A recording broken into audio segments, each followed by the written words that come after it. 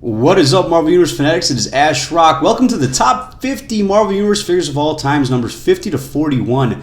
These are my opinions. This is what I thought were the top 50 Marvel Universe figures of all time. Please leave your comments below. Let me know what you guys think, and most importantly, enjoy the video. Play that funky intro. Ash Rock, Ash Rock, Ash Rock, Ash Rock.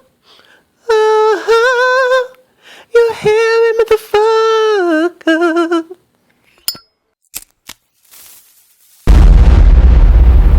That's crispy.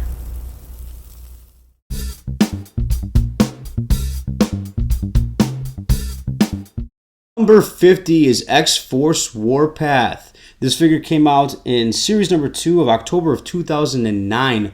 Now there is a variant to this figure that is the X-Men colors. They came out a couple years later with a couple other variants. The Vision, I believe, and a couple other ones.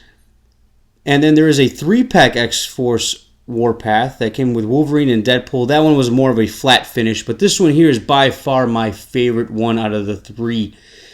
Awesome paint applications from head to toe. You can tell there was a lot of craftsmanship that went into this. And this is series number 2. This is where Marvel Universe really started to get better, and he was part of that beginning of the greatness that became Marvel Universe.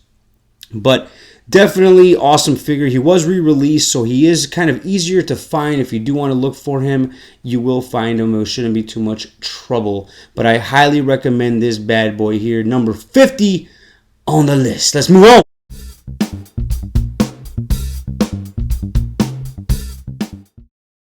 Number 49 on the list is Ghost Rider. This figure came out in series number 2, September of 2010. And this thing is badass. A new mold was introduced with this figure here. It was also utilized for the AIM Soldier. But what really stood out with this was the paint applications. From top to bottom, awesome. The black with the glossy finish, I thought came out really, really nice. And then the head sculpt. If you look at that hair, look at that. Nice and flamey. But really, really cool stuff nonetheless. And the chain is really what stood out too. You got a chain that's kind of lit up in the front and then wraps around and starts to dim down. But throughout the links, you can see a little bit of orange tint in there. Speaking of orange tint, this figure was re-released recently in series number 5. He has an orange neck there, which is really, really weird. But, you know, if you're a customizer, you could probably paint that bad boy up.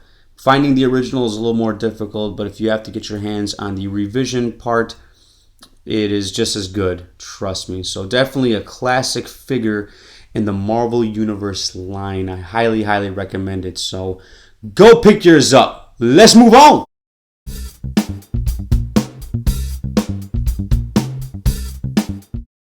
Number 48 on the list is Skaar, the Son of Hulk.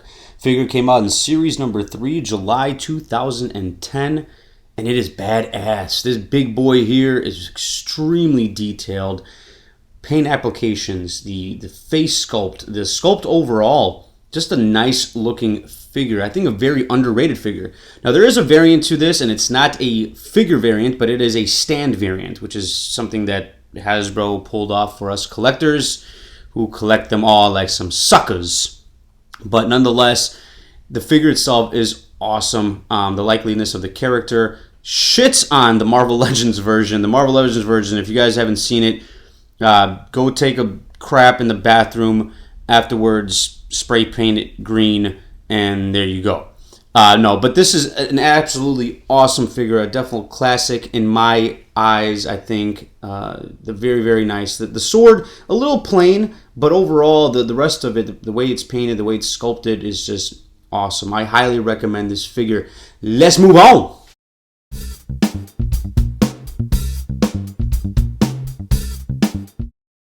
Number 47 is Luke Cage. Figure came out in series number 2, February of 2010. And boy, am I glad it did. Again, series 2 is really where everything started to pick up, especially the molding and the articulation. And this one was a newer mold that we got. Awesome mold. I thought it came out really, really nice from head to toe. Paint applications were spot on.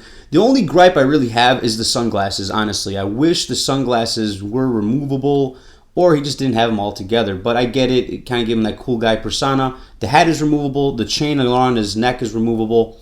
And there was a variant that came out for this. It is with the white shirt, the white Dago tee. But that figure was only released to the people that worked at Hasbro. So it never came out in the market, and it never will, along with the blonde Black Widow and a couple other figures. But nonetheless, this is a great figure. Too bad this figure never came out in a revision series. So you're going to have to pay quite a bit to get your hands on this one. But I think it's worth it, especially when you're trying to complete your Heroes for Hire team, or your new Avengers teams. So there you go, number 47. Let's move on.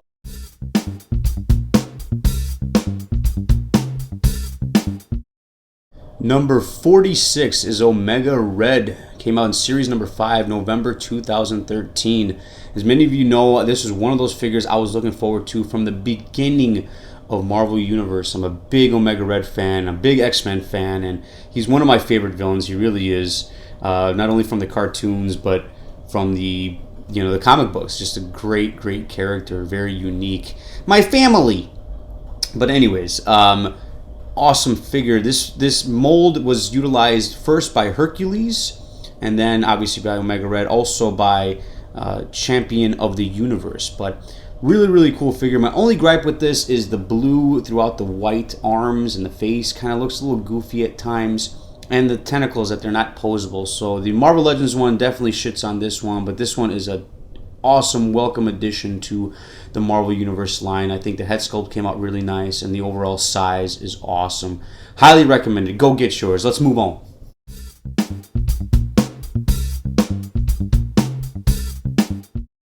Number 45 on the list is Mysterio, series number 5, July 2013. And it's about time we got some Spider-Man villains, man. For a while there, we did not have much. We had Green Goblin, Hobgoblin, but towards the end of the Marvel Universe line is when we really started to see some Spider-Man villains. You could get more Spider-Man villains in that whack-ass Spider-Man line, but there wasn't much there. There was a Carnage and a Venom that were okay, but that's really about it. But this figure came out awesome. The cape, you can see from the bottom and going up how it fades up. It starts off light and gets dark. And that whole thing is actually one piece. I have a review on this if you guys want to go see it. The rest of him, he's just green with a lot of gold, but the gold came out real nice. The bracelets on him came out real nice. A great figure all around. And then the actual bulb, the head, as you can see there, it looks really nice, and he kind of has that visual there. It's really neat. So highly recommend this figure. If you're a big fan of Spider-Man villains, go get yours. Let's move on.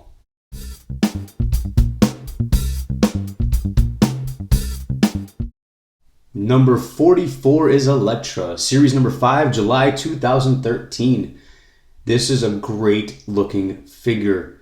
Now, there's not much paint application in terms of her skin tone, but that's not a big deal. What really stands out with this figure is the overall costume, the way the bandana came out, the hair came out, the face sculpt. Mine has a little bit of a crooked eye, but it's okay. It's nothing that one of my customizing buddies can't fix.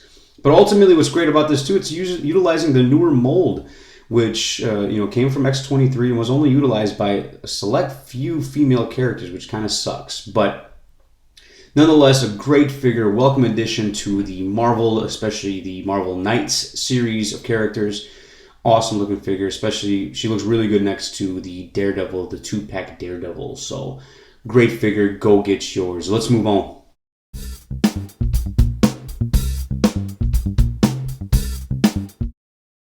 Number 43, Gladiator. Came out in Series 3, April 2011. Character selection. That's one thing about Marvel Universe that was so great. And this was one of those characters that we all wanted as a figure. Now, we did get it back in the day, in the Toy Biz days, in the 90s, with the limited articulation. But nothing surpasses this right here. I know the Legends fans still want one. I want to see one in Legends as well. In a 6-inch form would be great. But this guy, pure nostalgic, man. If you were a fan of the cartoon, if you were a fan of the Phoenix Saga, he played such a significant role. He also beat the crap out of Juggernaut, pretty much threw him across the galaxy, which was kind of cool to see. But the likeliness of the character, the paint applications, the mold they used on this guy, the cape, Everything about this thing is really, really amazing. I think this is a great figure, very underrated. It is also a peg warmer. You'll still see him at certain stores just sitting there. So pick him up if you don't have him. I think it's a great figure. Let's move on.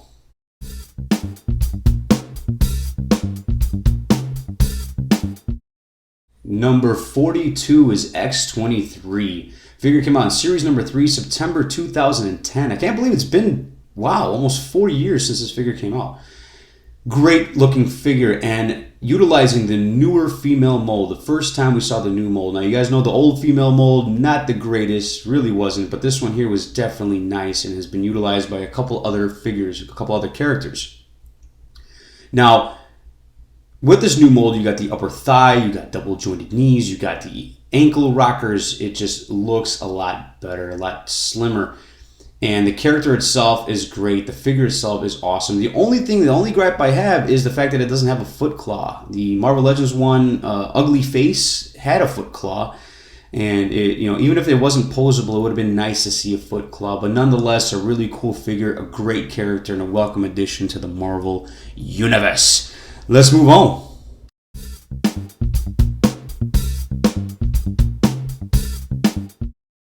Number 41 is Wrecker, series number 2, June 2010, and what a badass figure this is.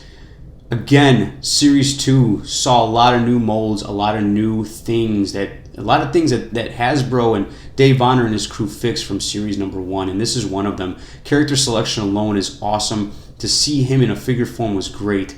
Head sculpt, paint applications, articulation. This thing is awesome from head to toe. If you guys are trying to complete your Wrecking Crew, I highly recommend this figure. And even the crowbar. I mean, the sheer amount of detail that went into the crowbar for the paint applications and the way it's sculpted is just awesome. And that face sculpt, let's look at that. Look at that thing. That is one ugly son of a bitch. But great figure. If you can find it, please go get it. Definitely in the top 50 of all time. Now stay tuned to numbers 40 to 31, which will be out in the next couple of weeks. I hope you guys enjoyed this video. Please leave your comments, your opinions in the bottom, and let's just keep it moving, man. So 40 to 31 coming up in the next couple of weeks. Stay tuned. Thank you guys so much for watching. As always, remember to laugh every day. Talk to you guys next time. Deuces.